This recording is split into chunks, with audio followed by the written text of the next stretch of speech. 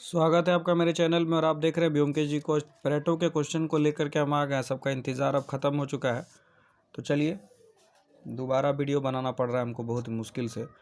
तो देखिए क्या है, शॉर्ट में आपको समझाने की कोशिश करेंगे। पेरेटो का जो दृष्टिकोण है वो क्या है। कहता है कि वेलफेयर इकोनॉमिस्ट के रूप में पिगुबियन का जो अर्थशास्त्र का सिद्धांत था, उसकी मान्यताएँ उपयोगिता की माप और आंतरिक तुलनाएँ, मतलब पर्सनल कंपैरिजन को स्वीकार नहीं किया गया। उन्होंने अलग अलग तरीक़ों से इस थ्योरी को लिया।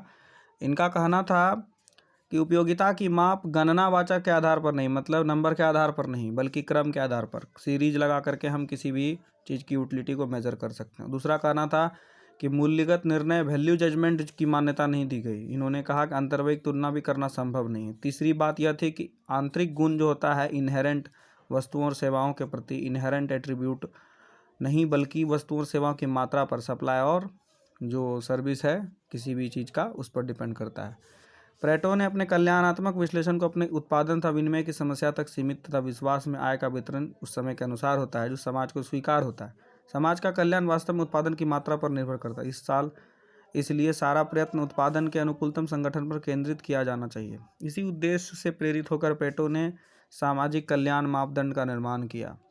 पेरेटो ने अपने विश्लेषण के आधार पर और बातें बताई। पेरेटो का यह सिद्धांत अलग अलग नाम से भी जाना जाता है। पेरेटो के जांच सिद्धांत को विभिन्न नामों से पुकारा जाता है। पेरेटो का अनुकूलतम सिद्धांत, पेरेटो का नवकल्याण अर्थशास्त्री का सिद्धांत, पेरेटो का सर्वमत नियम, ये सब नाम इसका है। तो वीडियो अच्छा लगे तो ज़रूर लाइक कीजिए। बहुत मुश्किल से किताब खोज के निकाले हैं, जहाँ लोगों को मिल नहीं रहा है नोट्स, वहाँ पर किताब में मिलना बहुत मेरे लिए शनिदेव का कृपा था जो मिल गया, नहीं तो खोज रहा है दूसरा आदमी, फोटोकॉपी के चक्कर में लगा हुआ है। तो चलिए मान्यता पर आते हैं। पेरेटो के अनुकूलता की मान्यताएं क्या है। कहता है उपभोग, उत्पादन तथा विनिमय के सीमांत दशाओं के आधार पर पेरेटो की अनुकूलतम निम्नलिखित मान्यताओं पर आधारित है। प्रत्येक उपभोक्ता अपने संतोष को अधिकतम करना चाहता है, मतलब सेटिस्फैक्शन जो है हाई कर रखना चाहता है, और वह चाहता है कि न्यूनतम लागत पर भी उसको अधिकतम लाभ हो जाए। तीसरा कहता है कि उपभोक्ता उपयोगिता का विचार क्रमिक ऑर्डिनल हो। प्रत्येक उपभोक्ता का क्रमवाचक उपयोगिता ऑर्डिनल यूटिलिटी फंक्शन दिया रहता है। प्रत्येक उत्पादक फर्म का उत्पादन फलन उत्पादन की तकनीक या समय की दी हुई अवधि के आधार पर दिया हुआ होता है। सभी वस्तुएं विभाज्य यानी डिविजिबल होती हैं। प्रत्येक उपभोक्ता सभी वस्तु की थोड़ी थोड़ी मात्रा में अवश्य उपभोग करता है। प्रत्येक वस्तु के उत्पादन में सभी उत्पादन साधनों का प्रयोग किया जाता है। सामाजिक अनुकूलतम पेरेटो का विचार। अब इसमें इसको पढ़ना है थोड़ा सा, यहाँ पर इंट्रोडक्शन है इसका, तो पढ़ लेंगे। इसको पढ़ के एक तो फोटो है वो बना लीजिए, उसके बाद जो मेन है उसको लिखना है। तो आर्थिक कल्याण की दृष्टि से एक परिवर्तन को वांछनीय या सुधारात्मक तभी कहा जा सकता है जबकि वह परिवर्तन बिना किसी को हानि पहुंचाए हो, कम से कम एक व्यक्ति की स्थिति को बेहतर बनाता है।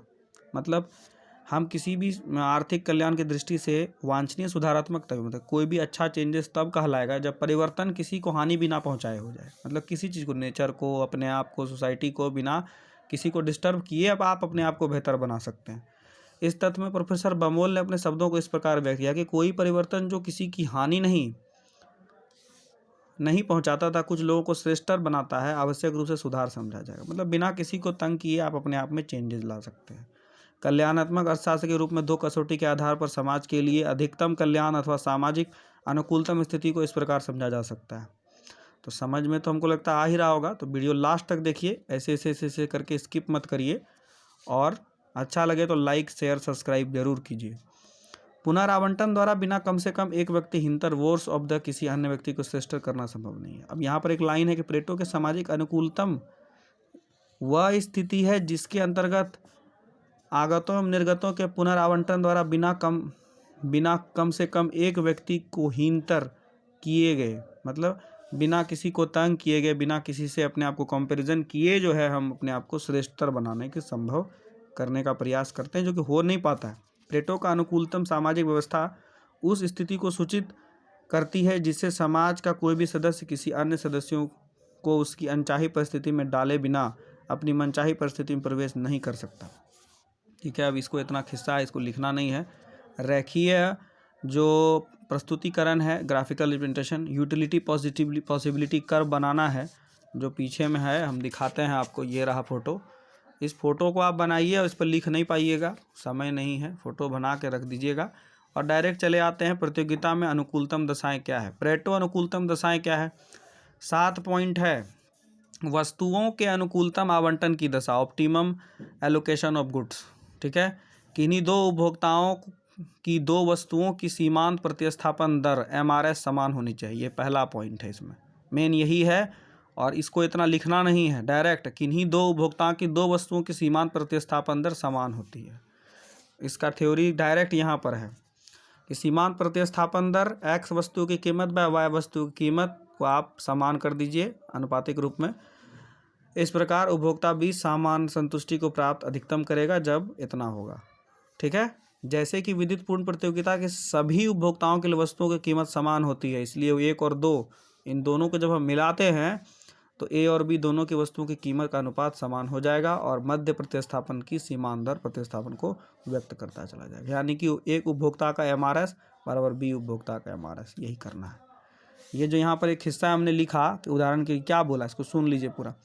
संतुलन की दशा उपभोक्ता की कीमत रेखा है और अनाधिकमान वक्र इंडिफरेंस कर्व को स्पर्श करती है, जो ऊपर में फोटो बना हुआ था। पूर्ण प्रतियोगिता के अंतर्गत सभी उपभोक्ता के लिए वस्तुओं की कीमत समान होती है, ठीक है। सभी उपभोक्ताओं के लिए वस्तुओं की कीमत समान होती है, इसलिए किन्हीं भी दो वस्तुओं की सीमांत प्रतिस्थापन दर किन्हीं दो उपभोक्ताओं के लिए भी समान होनी चाहिए। ये मेन लाइन है कि पूर्ण प्रतियोगिता के अंतर्गत सभी उपभोक्ताओं के लिए वस्तु की कीमत समान होती है और दो वस्तुओं को की सीमांत प्रतिस्थापन दर किन्हीं दो उपभोक्ताओं के लिए समान होनी चाहिए। काम खत्म। मान लीजिए A और B दो उपभोक्ता हैं तथा वे X और Y दो वस्तुओं का उपभोग करते हैं।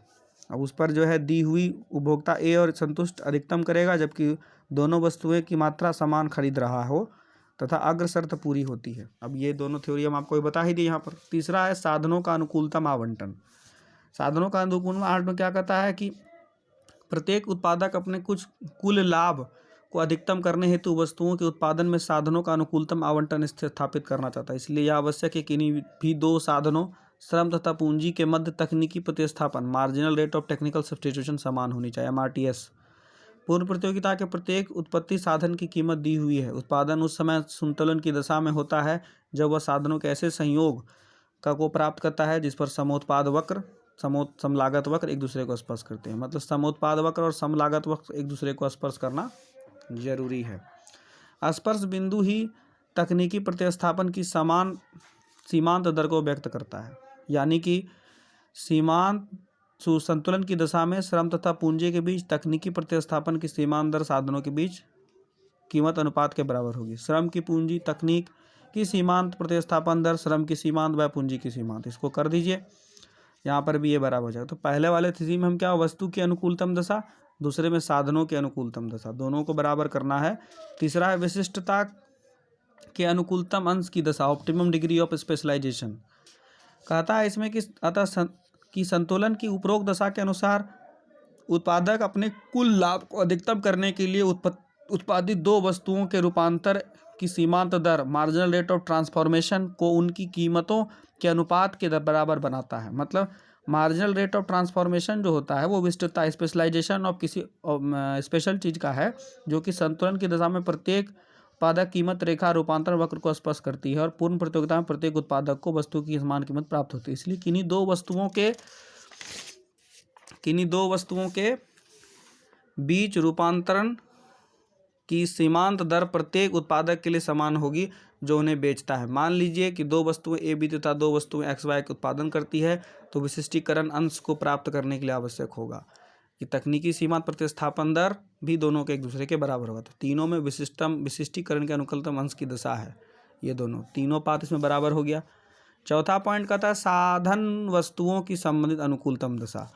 तो देखिए ये है, उसके बाद उत्पादन के अनुकूलतम दशा हम सामान्य आर्थिक क्षमता है, उसके बाद साधन के समय के अनुकूलतम आवंटन की दशा है, इसके बाद है पूंजी के अंतःकालीन अनुकूलतम वितरण की दशा, उसके बाद है इसका आलोचना। तो 7 पॉइंट है, तो हम 3 पॉइंट समझा चुके हैं, चारों पॉइंट हम धीरे धीरे समझा देते हैं। कहता है कि किसी वस्तु के उत्पादन की किसी साधन को प्रयोग करने वाली फर्मों के लिए उस साधन एवं उसके बीच सीमांत रूपांतर दर आपस में बराबर होती है। यानी कहने का अर्थ है कि किसी वस्तु की उत्पादन के साधन का प्रयोग करने वाली फर्मों के उस साधन एवं वस्तु के बीच सीमांत रूपांतर दर आपस में बराबर। सीमांत रूपांतर का मतलब होता है जो चेंज हो रहा है, फैक्टर प्रोडक्ट रिलेशनशिप जो है दो चीज़ों के बीच का, वो हमेशा क्या होता है, आपस में बराबर भी होता है और चेंजेबल होता है। साधन और वस्तु के बीच सीमांत रूपांतर दर से अभिप्राय वस्तु उत्पादन में साधन के सीमांत भौतिक उत्पादन यानी मार्जिनल फिजिकल प्रोडक्ट से है। ठीक है, मतलब फिजिकली जो चेंजेस हम करते हैं वस्तु के मतलब उत्पादन के साधनों में, उसके बाद प्रेटो का मापदंड एक साधन को सीमांत भौतिक उत्पादन उन सभी उत्पादन फर्मों के लिए समान होता है जो किसी वस्तु के उत्पादन में उस साधन को भौतिक प्रयोग करता है। संतुलन की दशा में एक पूर्ण प्रतियोगिता साधारण बाजार में एक फर्म किसी साधन को केवल उतने ही मात्रा का प्रयोग करता है जहां पर साधन का मूल्य उसकी सीमांत उत्पादन मूल्य वैल्यू ऑफ मार्जिनल प्रोडक्ट के बराबर होता है। साधन का value of marginal product MPP of price x. अब इसको आप देख लीजिए, यहाँ पे लिखा हुआ है, इसको सिंपल लिख देना है। तो कहता है साधन वस्तु संबंधित अनुकूलतम दशा के अनुसार किसी भी एक वस्तु का उत्पादन करने वाली दो फर्मों के बीच साधन की सीमांत भौतिक उत्पादकता आपस में बराबर होगी। मतलब कि एक ही वस्तु का दो फर्म अगर बना रही है तो भौतिक उत्पादकता जो है, मतलब फिजिकल मार्जिनल फिजिकल प्रोडक्टिविटी जो है वो अलग अलग होगा। उत्पादन की अनुकूलतम दिशा अथवा सामान्य आर्थिक क्षमता, optimum direction of production and general economic efficiency क्या है? उत्पादन की अनुकूलतम दशा एवं सामान्य आर्थिक क्षमता। प्रेटो के अधिकतम सामाजिक कल्याण के अनुसार उत्पादन की अनुकूलतम दशा उसके अनुकूलतम संरचना।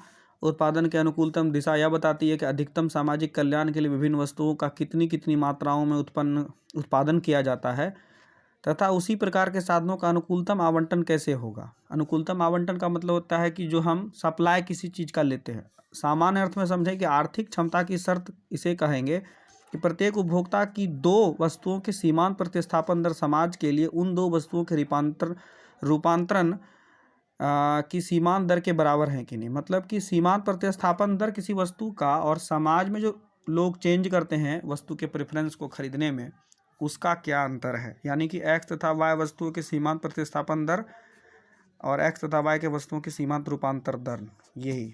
अब इसमें चित्र दिया हुआ है तो आप चित्र देख लीजिए कि ये यहाँ से जो है लाइन खींच करके जो है बनाया गया है। ये आपका कॉस्ट वस्तु का रेखा है, तो ये आपको जो भी खींचा गया होगा ये इंडिफरेंस कर्व है। और ये जो लाइन PP है ये मेरा थ्योरी है का जो नाम है वही है। साधन के समय अनुकूलतम आवंटन की दशा क्या थी? Perfect competition optimal allocation of factor line. तो आप इसको यहाँ पर लिख सकते हैं भी हैं, छोड़ भी सकते हैं। पूंजी के अंतकालीन अनुकूलतम वितरण की दशा, इसको भी आप छोड़ सकते हैं, कोई बड़ा बात नहीं। 5 पॉइंट है मेन, छठा सातवां बहुत कोई खास नहीं है, फिर आप इसको छोड़ के भी लिख सकते हैं कि प्रत्येक साधन अनुकूलतम आवंटन की दृष्टि से प्रत्येक श्रमिक के लिए कार्य से प्राप्त आय के अवकाश के बीच सीमांत प्रतिस्थापन दर वही होनी चाहिए जो संपूर्ण समाज के लिए कार्य एवं वस्तु के बीच रूपांतरण की सीमांत दर होती है। पूंजी के अंतकालीन अनुकूलतम वितरण की दशा क्या है?